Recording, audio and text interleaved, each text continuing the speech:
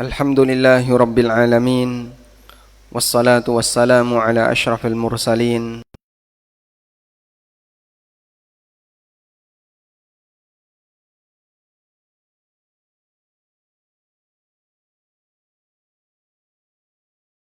abduhu wa rasuluh sallallahu alaihi wa ala alihi wa sahbihi wa man tabi'ahum bi ihsanin ila yaumiddin. Alhamdulillah,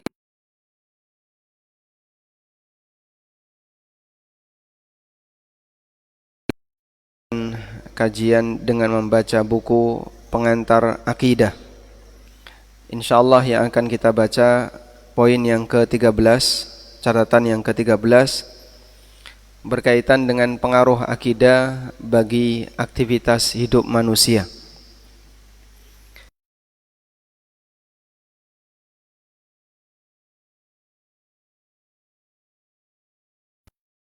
Mengingat beliau ada halangan dan ada acara lain, maka tetap kita langsungkan kajian Rabu pagi sebagaimana biasa. Dan insyaallah nanti jadwal Ustaz Sufyan kita geser ke pekan berikutnya atau sesuai pengumuman dari panitia.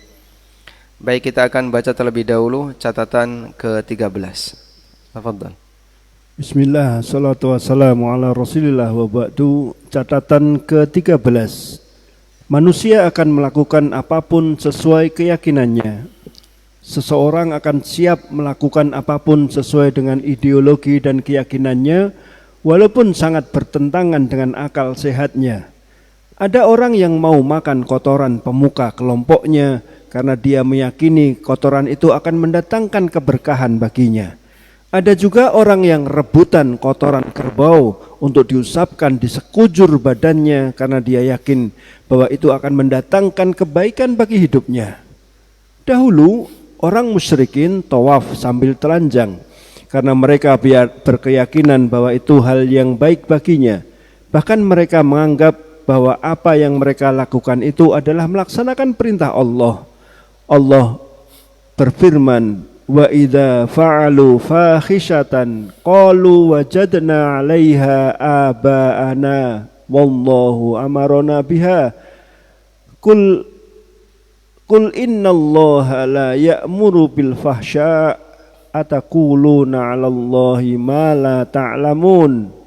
Apabila mereka melakukan perbuatan keji, mereka berkata, kami mendapati para leluhur kami mengerjakan yang demikian itu dan Allah menyuruh kami mengerjakannya. Katakanlah, sesungguhnya Allah tidak menyuruh atau mengerjakan perbuatan yang keji. Mengapa kamu mengada-adakan terhadap Allah apa yang tidak kamu ketahui? Quran Surat Al-A'raf ayat 28. Pada ayat di atas ada dua alasan yang disampaikan orang kafir terkait tawaf sambil telanjang. Yang pertama, mengikuti leluhur. Yang kedua, klaim bahwa Allah menyuruh mereka untuk mengerjakannya. Alasan yang pertama tidak Allah bantah karena memang mereka melakukan itu atas dasar mengikuti nenek moyang. Sementara alasan yang kedua Allah bantah. Tidak benar Allah pernah memerintahkan tindakan keji seperti tawaf sambil telanjang. Mujahid, seorang ulama tabi'in, mengatakan orang musyrik tawaf di Ka'bah sambil telanjang dan mereka beralasan kami tawaf dalam kondisi seperti ini dalam kondisi seperti kami dilahirkan oleh ibu kami, sehingga ada wanita yang tawaf telanjang sambil meletakkan telapak tangannya menutupi farjinya sambil mengatakan hari ini tampak sebagian atau seluruhnya dan apa yang nampak aku tidak akan halalkan. Tafsir Ilmu Katsir. Nah, jadi ada banyak tindakan yang kita bisa sebut di luar nalar, gak masuk logika, bahkan sangat memalukan. Tapi kenapa manusia melakukannya?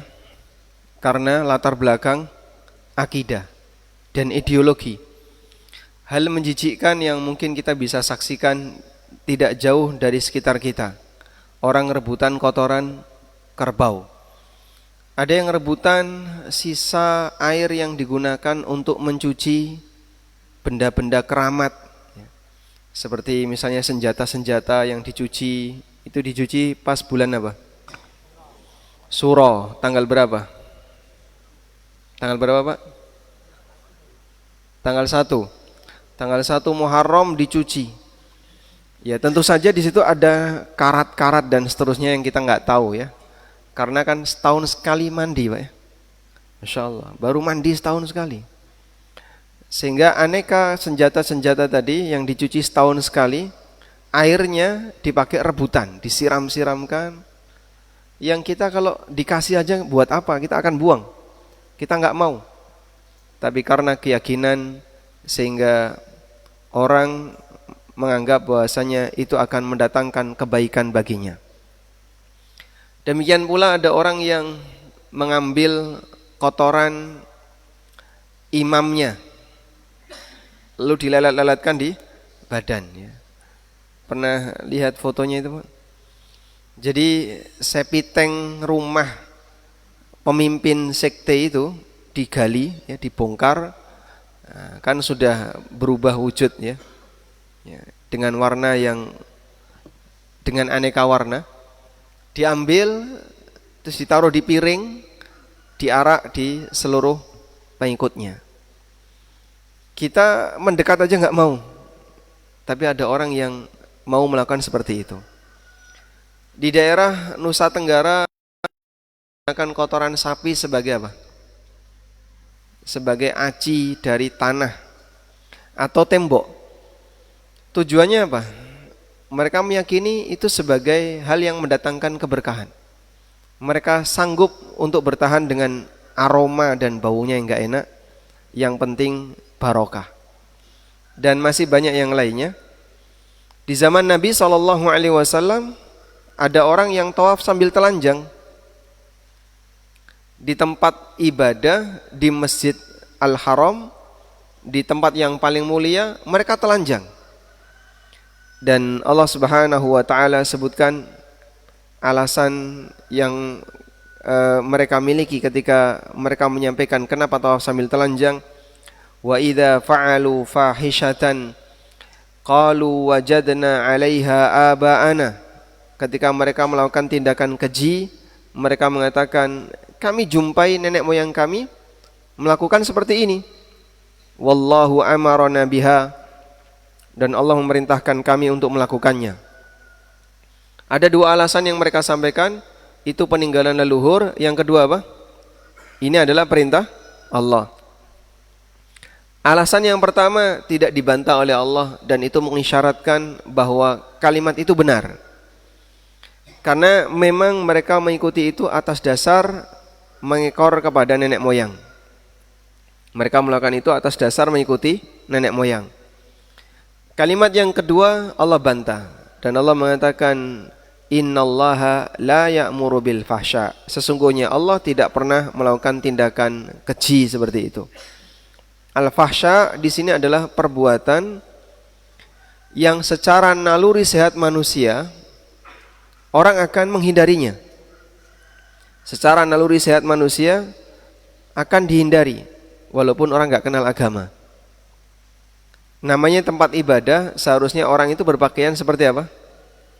Berpakaian yang sopan, berpakaian yang baik, bukan berpakaian yang justru menampakkan aurat atau bahkan telanjang. Mujahid, seorang ulama tabi'in, mengatakan, kanal musyrikuna yatufuna bil baiti uratan.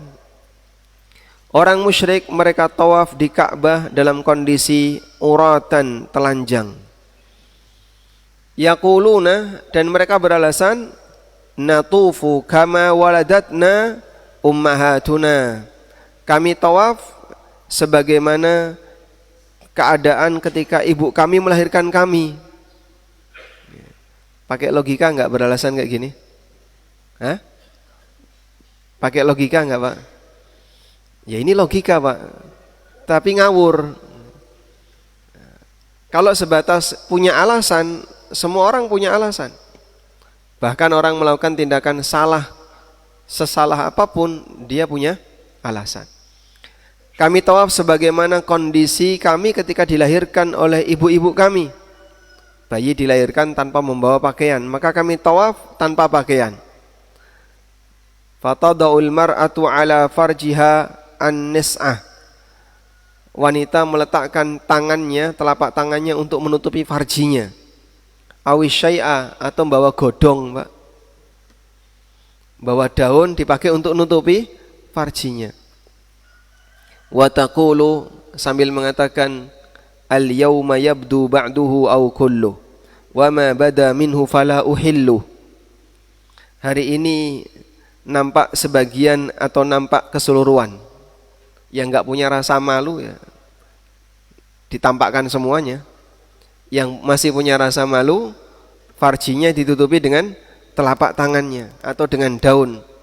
Wa ma bada minhu fala uhillu, dan apa yang nampak tidak akan aku halalkan.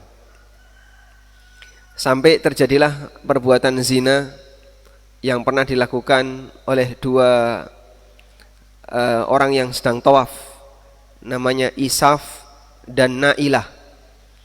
Mereka berzina saat tawaf di malam hari di musim dingin dalam kondisi telanjang. Lalu zina di dalam Ka'bah. Akhirnya langsung dikutuk oleh Allah dan jadi batu. Lalu dua berhala ini, dua batu ini ditaruh di Safa dan Marwah.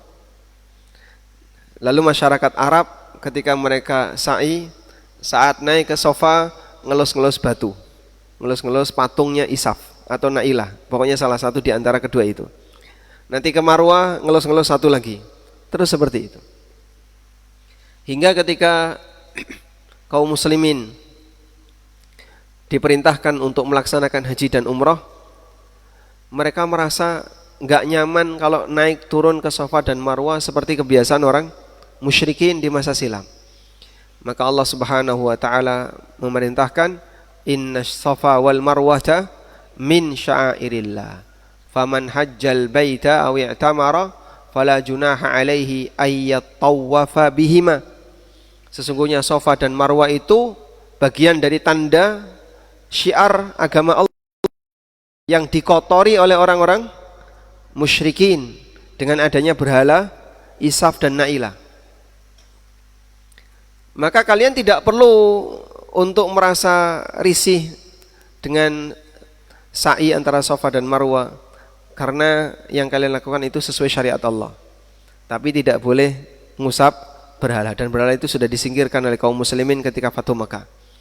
Faman hajjal baita wa tamara, maka siapa yang haji atau umrah, fala junaha alaihima ayyatawafa bihima, maka tidak ada dosa untuk sa'i antara Safa dan Marwah. Baik. Sehingga hal yang memalukan semacam ini dilakukan oleh orang musyrikin. Alasannya apa? Dalam rangka menghormati Ka'bah. Sebagai bentuk penghormatan kepada Ka'bah, maka aku tawaf sambil telanjang sebagaimana kondisi ketika aku dilahirkan oleh ibuku yang tidak punya dosa. Dan mereka melakukan tindakan yang sangat memalukan dan tidak masuk akal karena keyakinan dalam rangka menghormati Ka'bah. La haula wala quwata illa billah. Selanjutnya kita lihat kisah yang berikutnya. Allah juga berfirman menceritakan kondisi orang musyrik yang membunuh anaknya. Yang ini jelas sangat bertentangan dengan naluri sehat manusia. Allah berfirman, qad khasiral ladzina qatalu auladahum safaham bighairi ilmin wa harramu ma razaqahumullahu iftira'an 'ala Allah qad dhallu wa ma kanu muhtadin. Sesungguhnya rugilah orang yang membunuh anak-anak mereka karena kebodohan lagi tidak mengetahui, dan mereka mengharamkan apa yang Allah telah rizkikan kepada mereka dengan semata-mata mengada-adakan terhadap Allah. Sesungguhnya mereka telah sesat dan tidaklah mereka mendapat.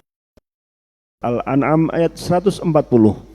Bahkan mereka menganggap membunuh anak perempuan itu sebagai perbuatan terhormat karena menjaga nama baik keluarga, meskipun perbuatan itu jelas melanggar norma kemanusiaan. Wa kadzalika zayyana likatsirin minal musyrikina qatla auladihim syuraka'uhum liyurduhum waliyalbisu alaihim dinahum. Walau sya'allahu ma fa'aluhu fadharhum wa ma yaftarun. Demikianlah pemimpin-pemimpin mereka telah menjadikan kebanyakan dari orang-orang musyrik itu memandang baik membunuh anak-anak mereka untuk membinasakan dan untuk mengaburkan bagi mereka agama mereka. Dan kalau Allah menghendaki, niscaya mereka tidak mengerjakannya, maka tinggalkanlah mereka dengan apa yang mereka ada-adakan. Quran Surat Al-An'am ayat 137. Demikianlah pengaruh keyakinan manusia bisa berbuat apapun sesuai keyakinannya. Bahkan mereka terkadang berbuat jahat sementara mereka merasa bahwa itu benar. Allah berfirman, "Afaman zuyyina lahu su'u amalihi fara'ahu hasana fa yudillu may yasha'u wa yahdi may yasha'." Apakah orang yang dijadikan setan menganggap baik pekerjaannya yang buruk, lalu dia meyakini pekerjaan itu baik, sama dengan orang yang tidak ditipu oleh setan? Maka sesungguhnya Allah menyesatkan siapa yang dikehendakinya dan menunjuki siapa yang dikehendakinya. Quran Surat Fatir ayat 8 itu. Ayat 8 ya. 7 atau 8?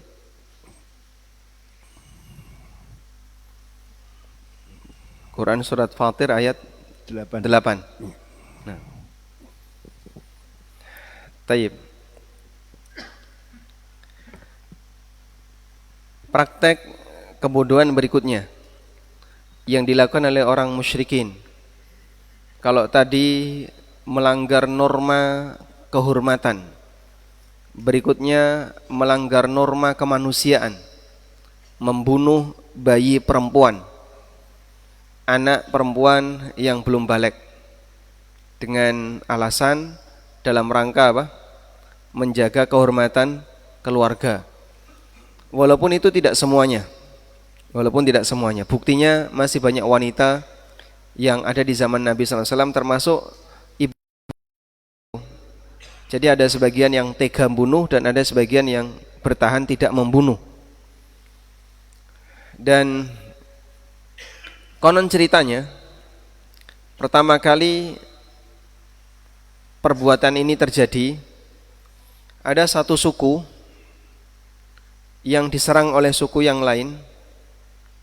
Kemudian kepala suku ini punya seorang anak perempuan, ditawan oleh suku yang menyerang tadi. Udah? Akhirnya suku yang diserang tadi mengumpulkan kekuatan, kemudian balik menyerang suku yang pertama. Ini suku A, suku B ya.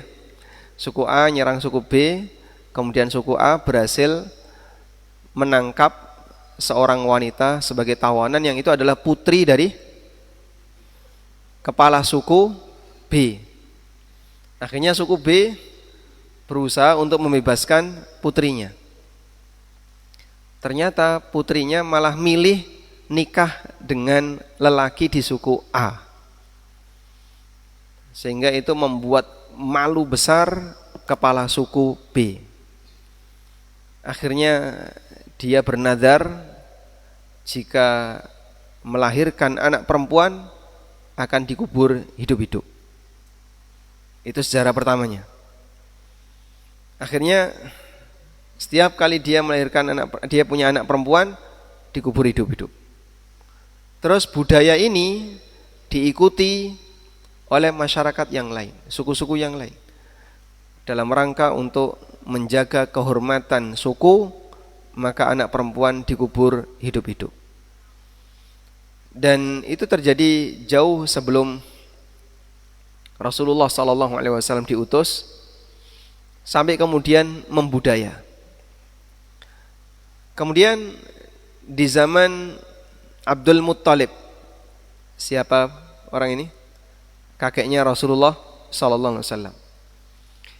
Dia berhasil menemukan sumur Zam-Zam yang sudah lama terkubur. Setelah menemukan sumur Zam-Zam, masyarakat di kota Mekah berebut untuk turut memilikinya. Sehingga mereka minta kepada Abdul Muttalib, bagaimana kalau kita bersekutu kongsi untuk memilikinya. Jadi kita miliki bersama, jangan cuma kamu sendiri yang memilikinya. Tapi Abdul Muthalib tidak terima. Aku yang menemukan, maka aku yang memiliki sumur itu. Nah, Abdul Muthalib ketika itu ingin punya banyak anak laki-laki dengan harapan mereka nanti bisa bareng-bareng mewarisi sumur Zam-Zam. Akhirnya dia bernadar, jika Allah anugerahkan 10 anak laki-laki, maka salah satunya akan disembelih. Diwujudkan, terlahirlah 10 anak laki-laki. Lalu dia ingin mewujudkan nadarnya dengan cara memilih siapa di antara anak ini yang harus disembelih.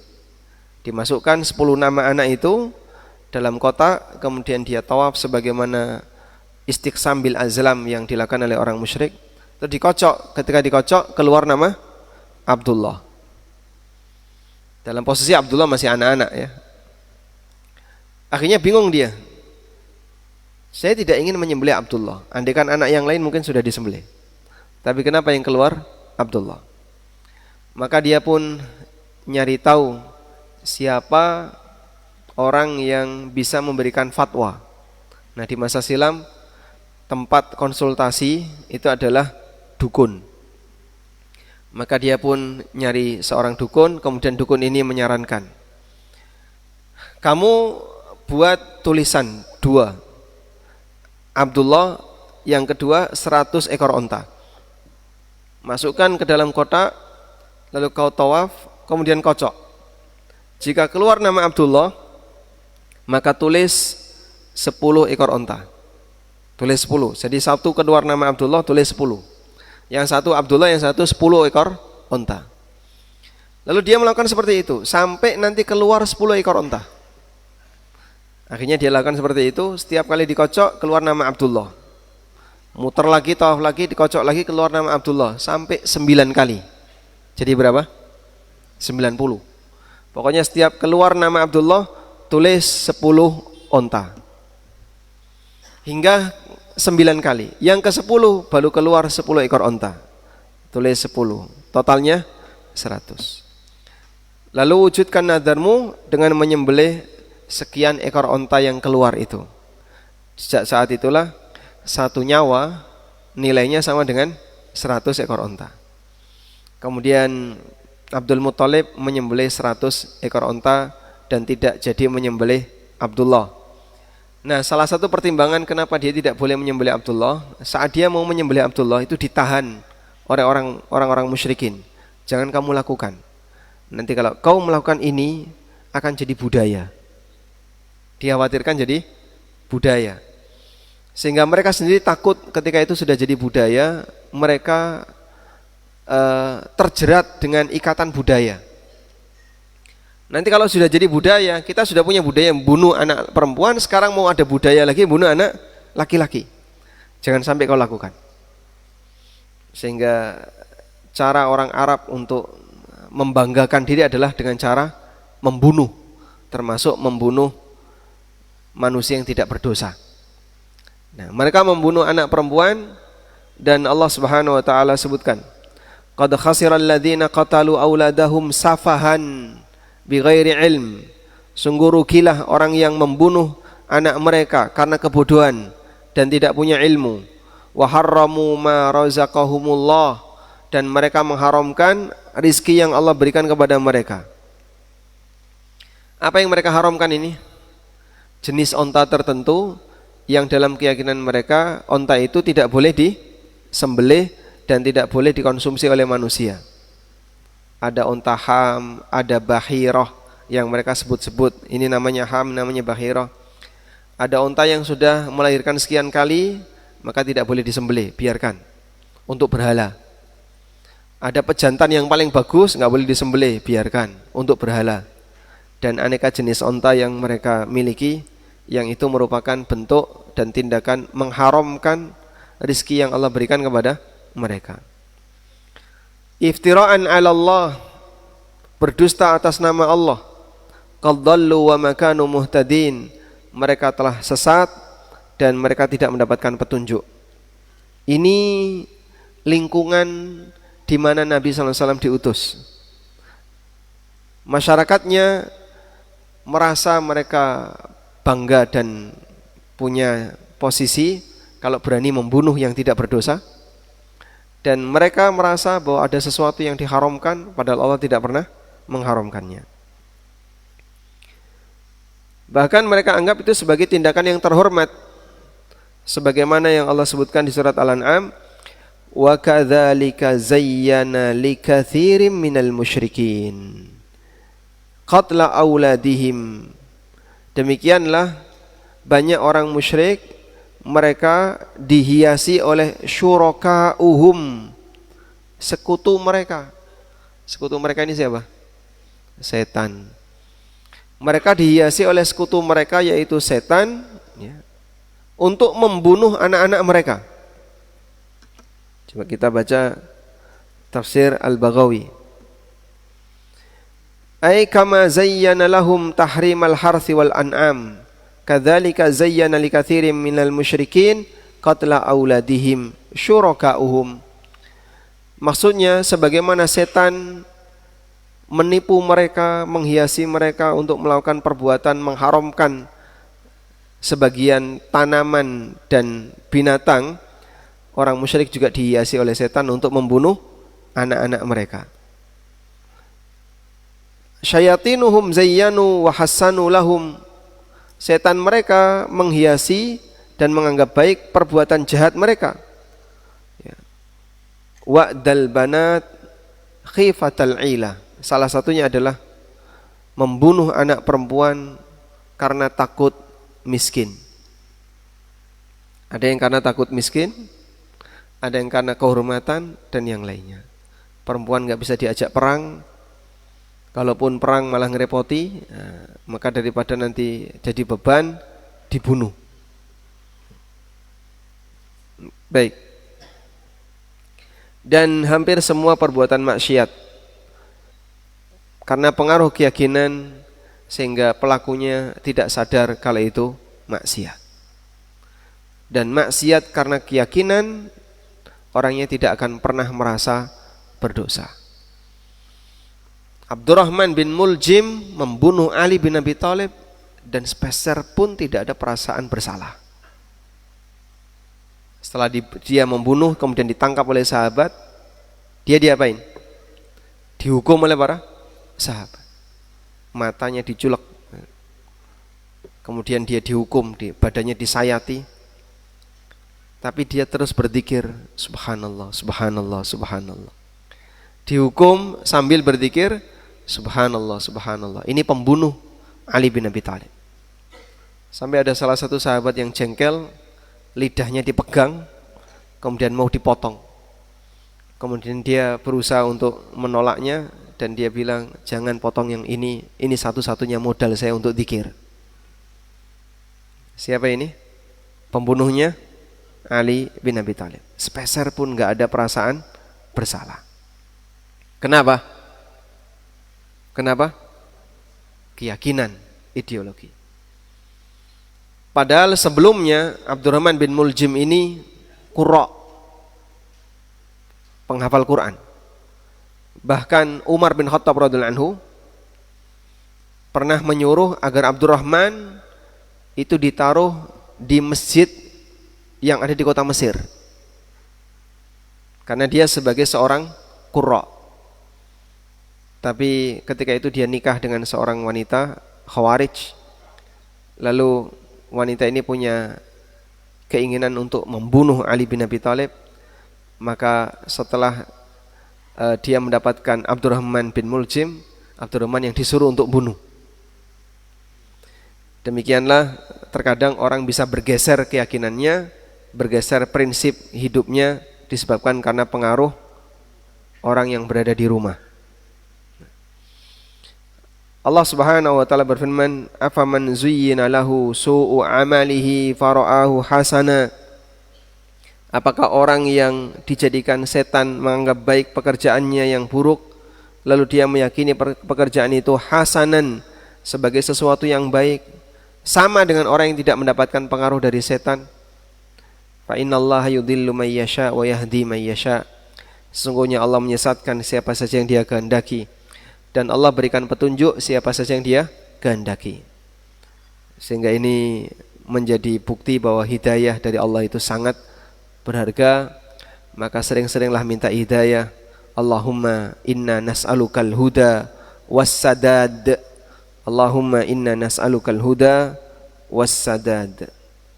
Allahumma inna nas'aluka al-huda wassadad. Ya Allah, aku mohon kepadamu petunjuk dan jalan yang lurus.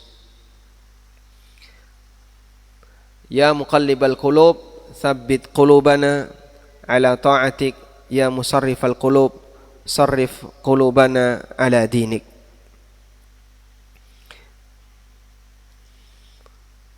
Dan posisi orang yang melakukan pelanggaran seperti ini karena bawaan keyakinan, bagi yang tidak meyakini, ya mereka tidak akan mau melakukannya.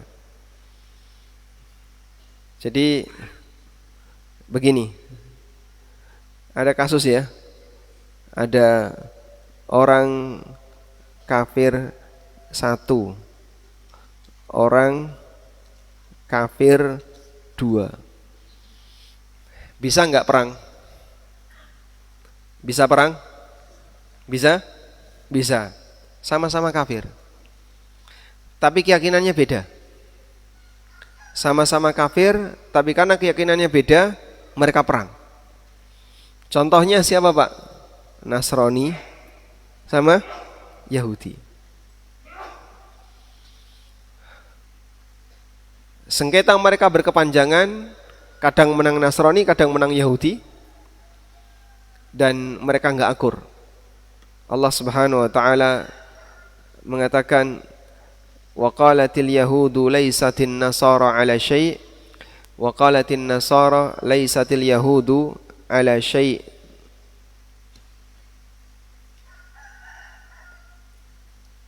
Yahudi mengatakan Nasrani itu enggak punya panduan. Nasrani mengatakan Yahudi enggak punya panduan. Lawannya siapa? Persia. Ini berantem. Terjadi perang yang cukup panjang antara Bizantium Romawi dengan kerajaan Persia.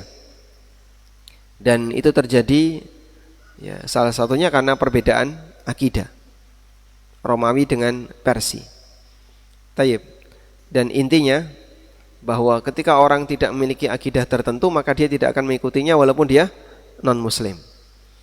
Mungkin Anda pernah lihat ya, waktu kejadian di Mandalika,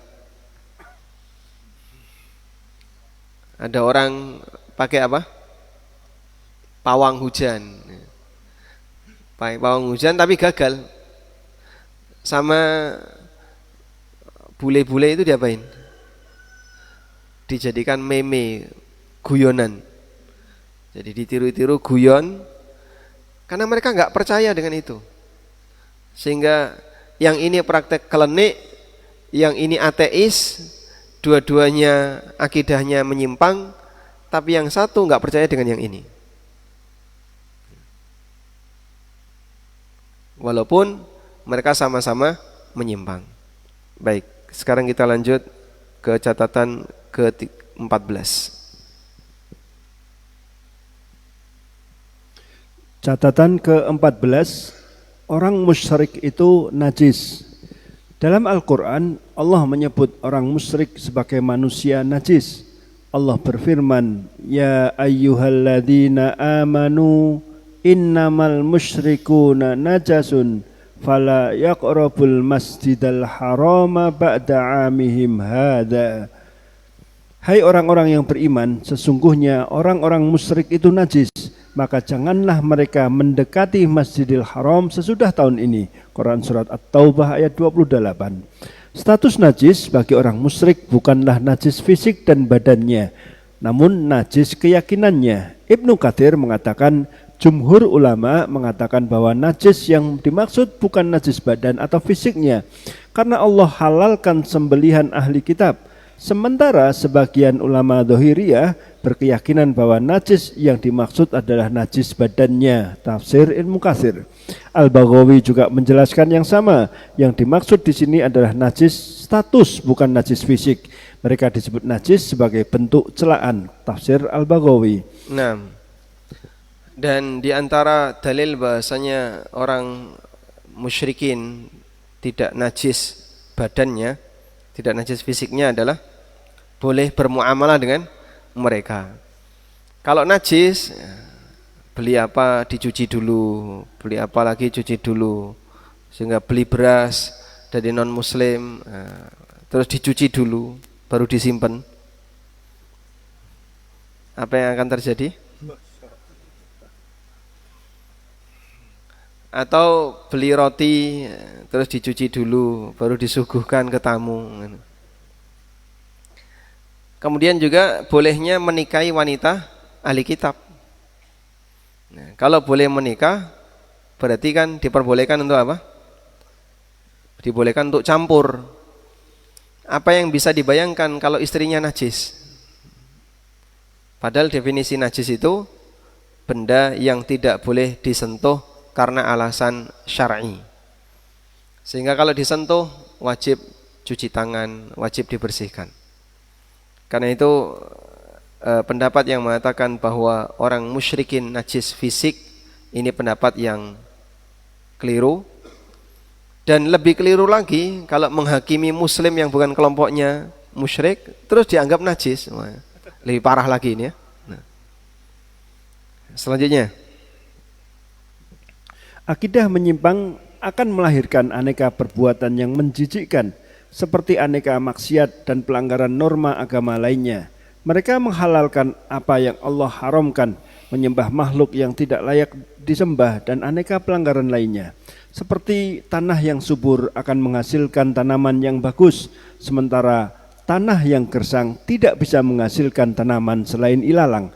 Allah berfirman, wal baladut thayyibu yakhruju nabatuhu biidni rabbih walladzina khabusa la walladzi khabusa la yakhruju illa nakida. Tanah yang baik, tanaman-tanamannya tumbuh subur dengan seizin Allah, dan tanah yang gersang, tanaman-tanamannya hanya tumbuh merana. Quran surat Al-A'raf ayat 58. Baik, jadi alasan kenapa orang musyrikin disebut najis? Karena mereka menyimpan akidah yang najis, yaitu akidah kesyirikan. Sehingga makna firman Allah Ta'ala, ya ayyuhalladzina amanu innamal musyrikuna najasun. Wahai orang yang beriman, orang musyrik itu najis. Najis di sini najis maknawi, bukan najis fisik. Tapi Pak, kenapa dilarang masuk Masjidil Haram? Mereka dilarang masuk Masjidil Haram sebagai aturan khusus untuk Masjidil Haram, orang musyrik enggak boleh masuk. Tapi kalau Masjid Nabawi boleh enggak? Masjid Nabawi boleh enggak? Boleh. Sehingga untuk Masjid Nabawi muslim boleh, musyrik boleh masuk. Apa dasarnya? Nabi SAW menaruh tawanan perang di masjid. Tawanan perang diikat di tiang-tiang masjid agar mereka bisa mendengar bacaan Al-Quran Rasulullah SAW. Dan sebagian di antara mereka masuk Islam, seperti Jubair bin Mut'im. Jubair bin Mut'im pada waktu dia menjadi tawanan perang Badar. Jubair bin Mut'im, saat dia menjadi tawanan perang Badar, Jubair dia diikat di tiang Masjid Nabawi, lalu mendengar Nabi SAW membaca firman Allah di surat At-Tur.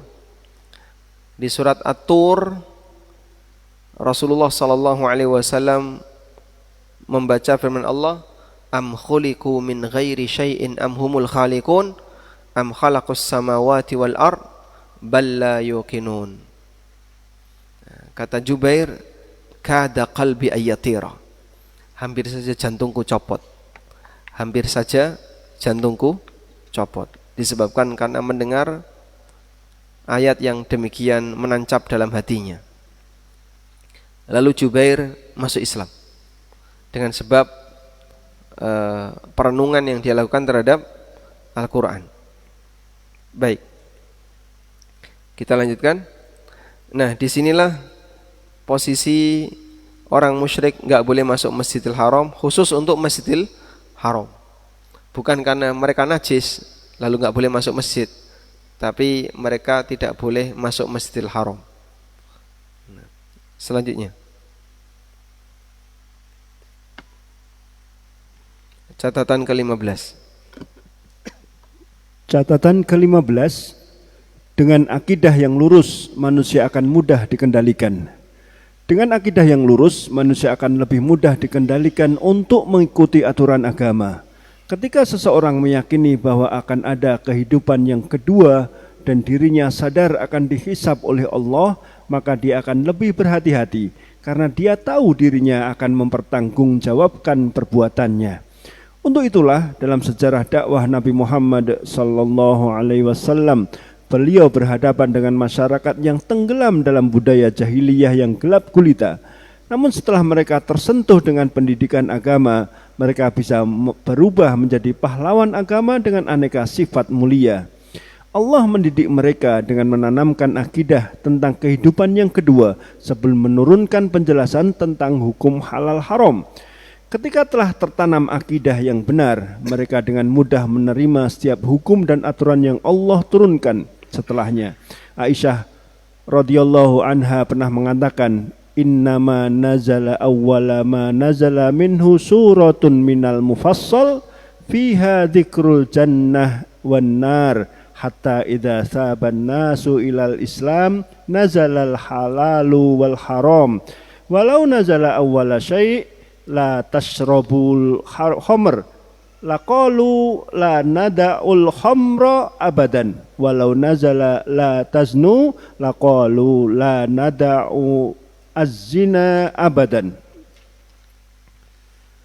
Sesungguhnya yang awal turun dari Al-Quran adalah surat Al-Mufassal. Di sana banyak menyinggung tentang surga dan neraka, hingga ketika sudah banyak orang yang masuk Islam, barulah Allah turunkan halal haram. Andaikan yang pertama kali Allah turunkan adalah ayat yang berbunyi, janganlah kalian minum khamr, tentu mereka akan mengatakan kami tidak akan meninggalkan khamr selamanya. Andaikan yang pertama kali turun adalah ayat jangan kalian berzina, tentu mereka akan mengatakan kami tidak akan tinggalkan zina selamanya. Hadis riwayat Bukhari.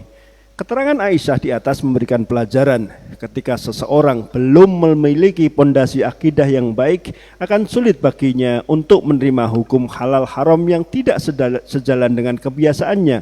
Dia akan merasa keberatan untuk meninggalkan hal buruk yang dia sukai karena dia belum berpikir mengenai konsekuensinya. Mereka tidak tahu ancaman besar pelaku riba. Dia akan bertahan untuk melakukan transaksi riba karena dia merasa aman dengan perbuatan dosa besarnya. Demikian pula mereka yang tidak sadar bahaya suap, dia akan bertahan melakukannya karena dia merasa aman, menganggap bahwa dosanya bisa dengan mudah hilang dengan sedekah.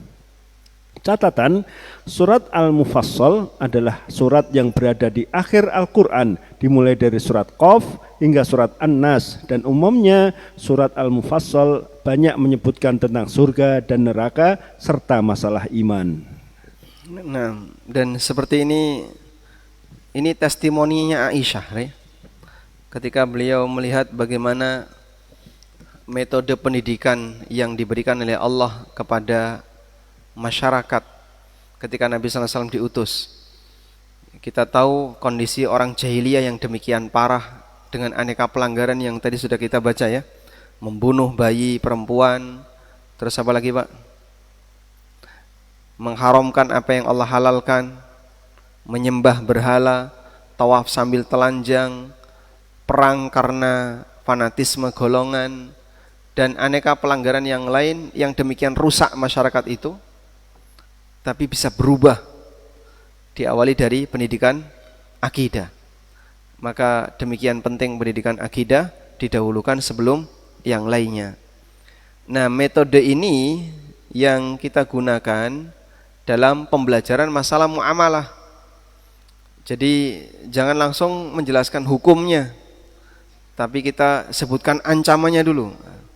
Ancamannya, bahayanya dan seterusnya. Setelah mereka dalam kondisi sadar akan itu, baru dijelaskan hukumnya. Karena kalau belum sudah bahas hukum, nanti nyari celah mereka. Mereka akan nyari celah. Dan di Indonesia, yang sependek yang saya tahu ya, berkaitan dengan komunitas masalah ekonomi, ada 3 aliran atau 3 madhab besar. Dicatat ini. Yang pertama,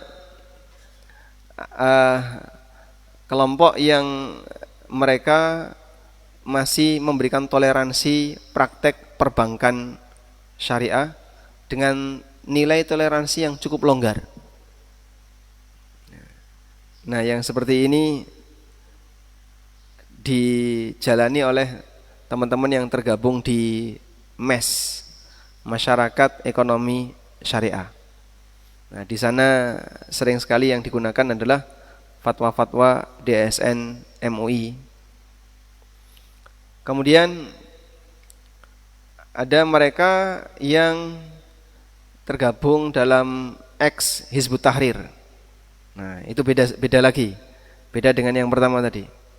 Dan ini yang paling ekstrim dalam masalah melarang. Dan hampir banyak sekali yang dilarang. Dan beberapa kawan yang sempat ikut bergabung dalam forum kajian mereka, dominan katanya banyak yang enggak boleh. Ini dilarang. Terlalu banyak yang dilarang.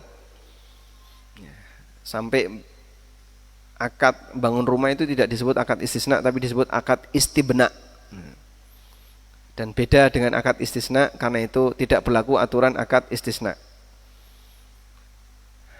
Kemudian yang ketiga adalah yang dibersamai oleh para asatidzah yang lulusan Madinah atau lulusan Riyadh atau yang lainnya.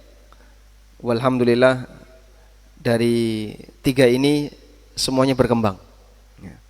Semuanya berkembang. Namun nanti di tataran atas mereka akan beda pendapat.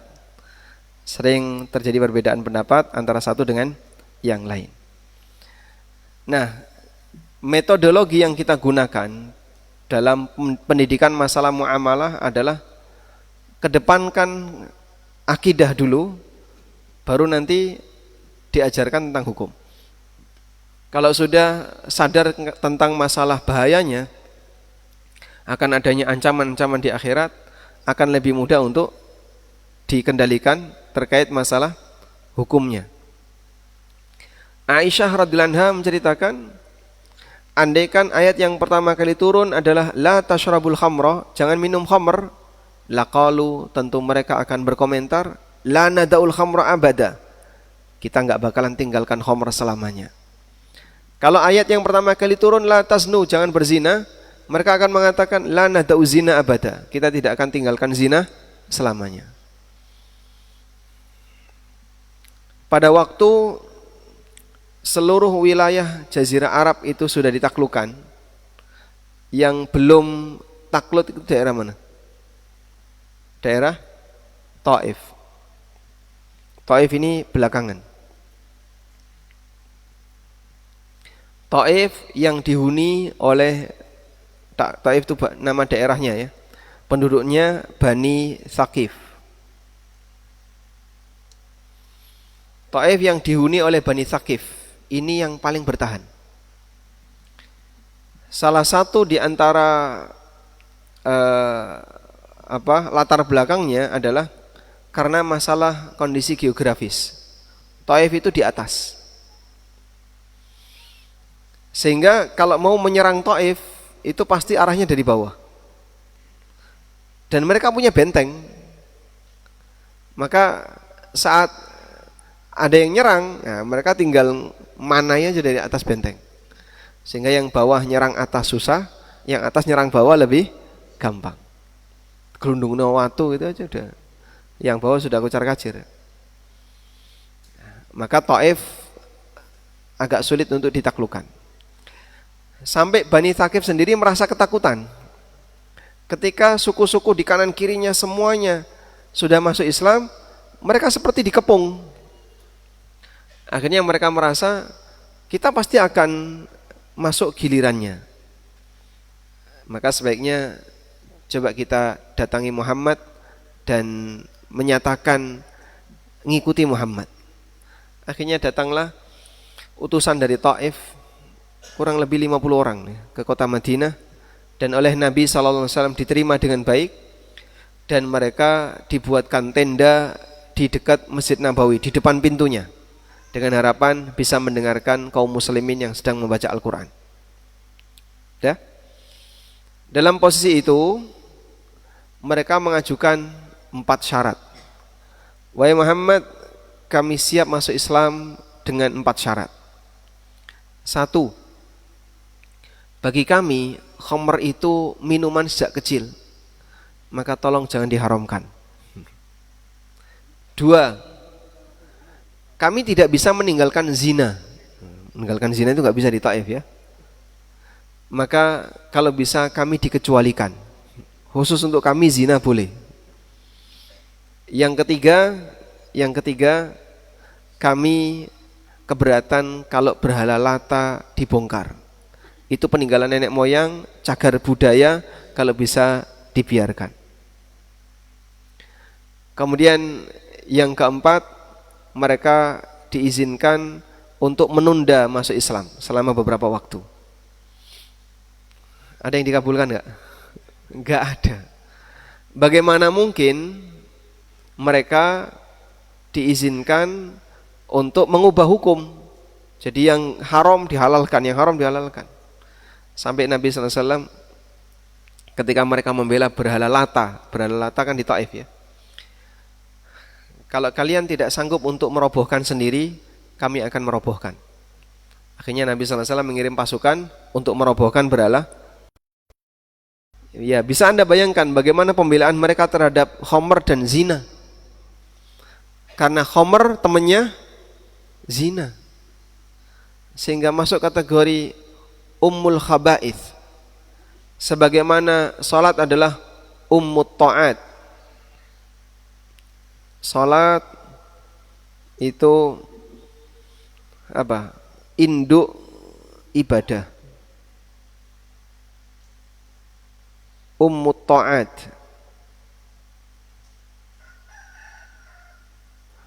Induk dari segala ketaatan.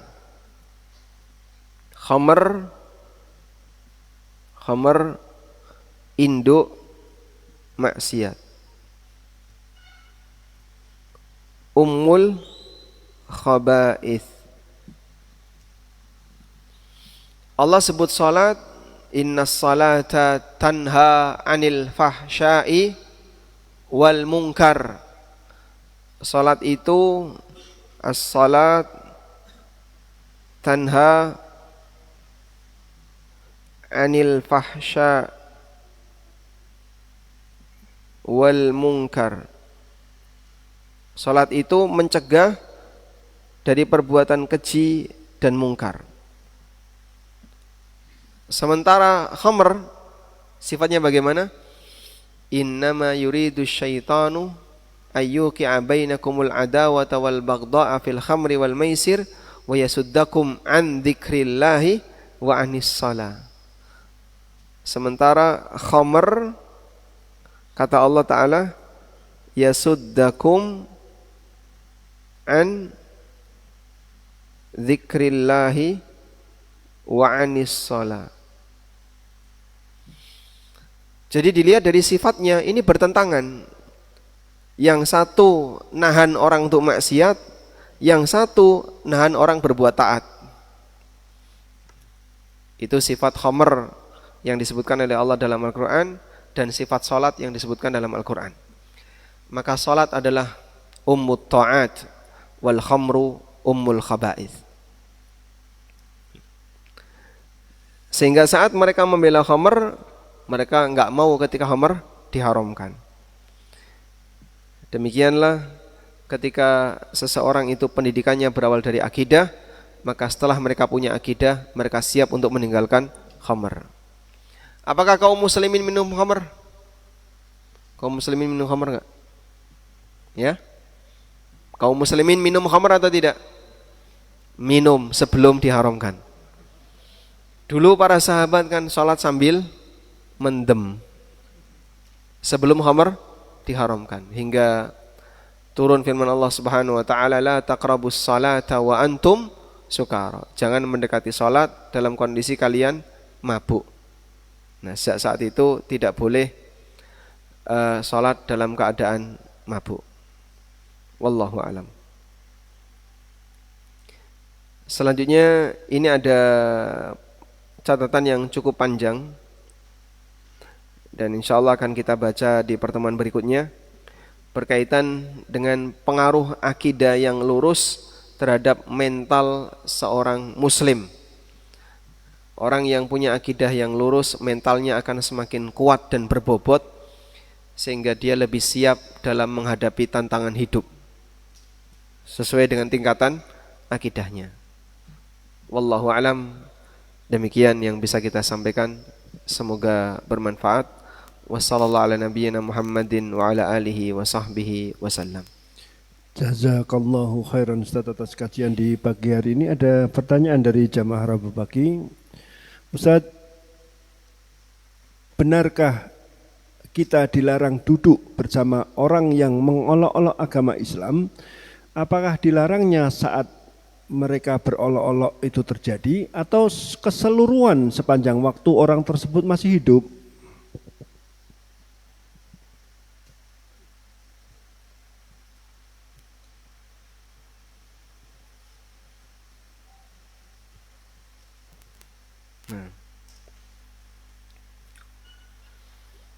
Baik. Apakah benar kalau kita dilarang untuk membersamai orang-orang yang suka mengolok-olok agama Islam, mempermainkan agama Islam?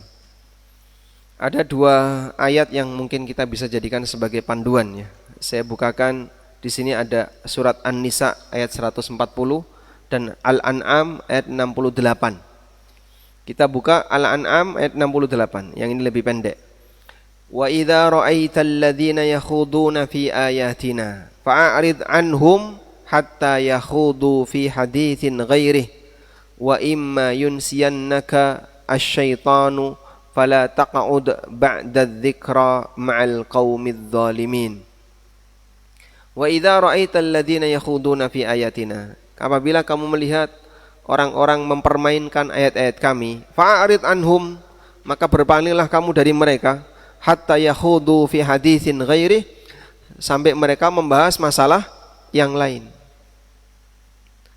Wa imma yunsiyannaka syaitan, dan bisa jadi setan membuatmu lupa sehingga kamu duduk bersama mereka, fala taq'ud, maka besok lagi jangan duduk, ba'da dzikra, setelah ada peringatan ini, ma'al qaumidz zalimin, bersama orang-orang zalim. Kita lihat tafsirnya ya.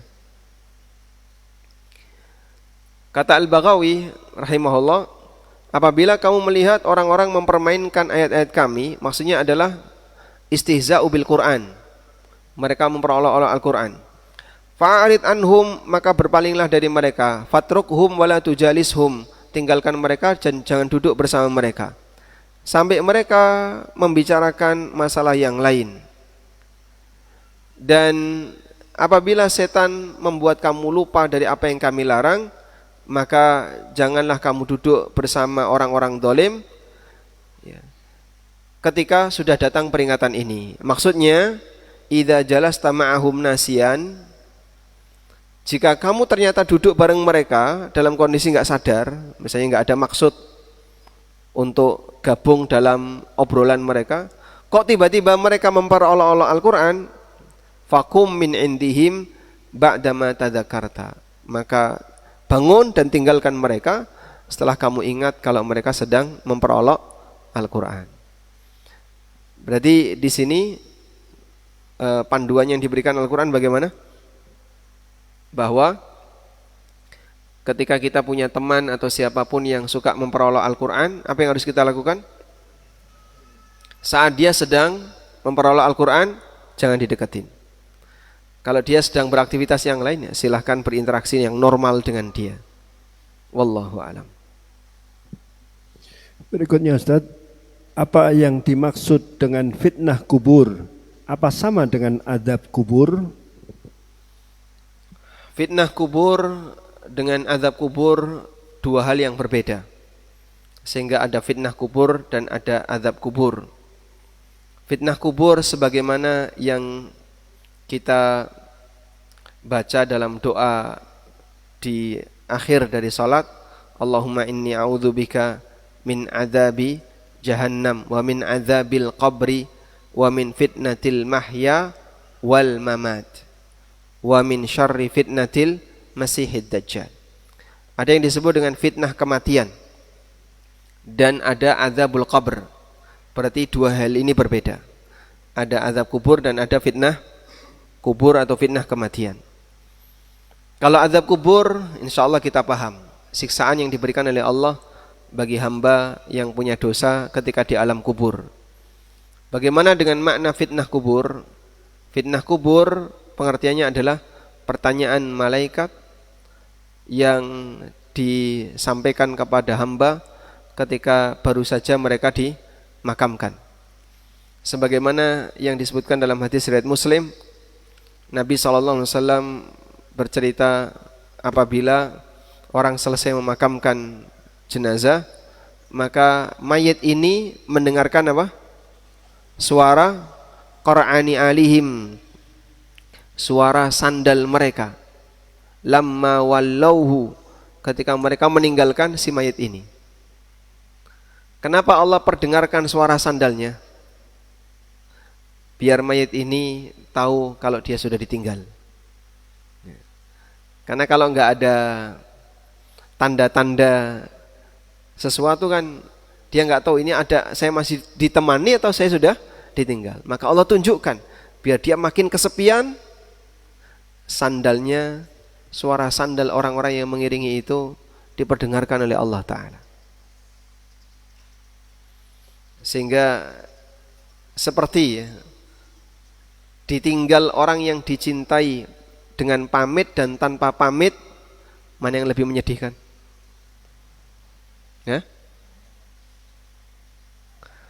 Ditinggal orang yang dicintai tanpa pamit dan dengan pamit, yang lebih menyedihkan yang mana? Tanpa pamit. Misalnya anak kecil ya, kemudian bapak ibunya mau pergi, ditilep atau pamitan? Hah? Gimana? Kalau pamitan sama ngerti-ngerti ngilang, nangisnya lebih kenceng yang mana? Pamitan. Maka dibuat seperti itu biar dia lebih sedih. Sehingga penghuni kubur, dia ketika sudah selesai ditinggal oleh orang yang mengiringinya, Allah perdengarkan suara sandalnya agar dia lebih merasakan kesepian. Fayatiyani malakan, kemudian datang dua malaikat. Lalu malaikat ini bertanya kepada dia tentang beberapa hal, dan itulah fitnah kubur. Maka orang yang dilindungi oleh Allah dari fitnah kubur, seperti yang mati di hari Jumat atau di malam Jumat, atau yang mati di medan jihad, karena mereka sudah mendapatkan ujian sebelumnya, dan Allah kasih keistimewaan untuk orang ini. Dan itulah yang dimaksud dengan fitnah kubur, pertanyaan dua malaikat. Wallahu a'lam. Yang terakhir Ustaz, apakah fitnah kubur dan adab kubur merupakan akidah bagi kaum muslimin yang harus diyakini? Apakah fitnah kubur dan adab kubur merupakan akidah yang wajib diyakini? Itu ada, sehingga wajib untuk diyakini dan diberitakan oleh Nabi sallallahu alaihi wasallam. Kita belum pernah merasakannya, ya nanti. Gimana, mau sekarang apa? Sehingga kalau dia hanya beralasan saya nggak bisa mengindra hal yang gaib, tentu saja tidak bisa diindra. Makanya disebut sebagai hal gaib. Ini berada di alam yang berbeda. Tapi Pak, nggak ada perubahan dengan makamnya, biasa saja, nggak bergetar-getar atau umup gitu ya. keluar asap, katanya dicambuk Pak. Tapi biasa saja, tidak kemudian meledak kuburannya.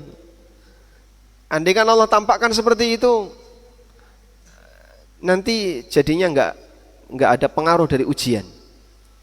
Tapi dengan adanya ujian, jadi orang nggak kelihatan. Di saat itulah orang bisa memilih, kamu mau sadar atau bertahan dalam maksiat. Yang kamu lihat itu adalah kuburan, bukan alam kubur. Dan beda antara alam kubur dengan kuburan. Wallahu a'lam. Demikian, semoga apa yang kita bahas ini bermanfaat. Wassallallahu ala nabiyyina Muhammadin wa ala alihi wa sahbihi wasallam. Wa akhiru da'wana alhamdulillahi rabbil alamin. Wassalamualaikum warahmatullahi wabarakatuh. Waalaikumsalam warahmatullahi wabarakatuh. Jazakumullah khairan Ustaz dan jamaah sekalian.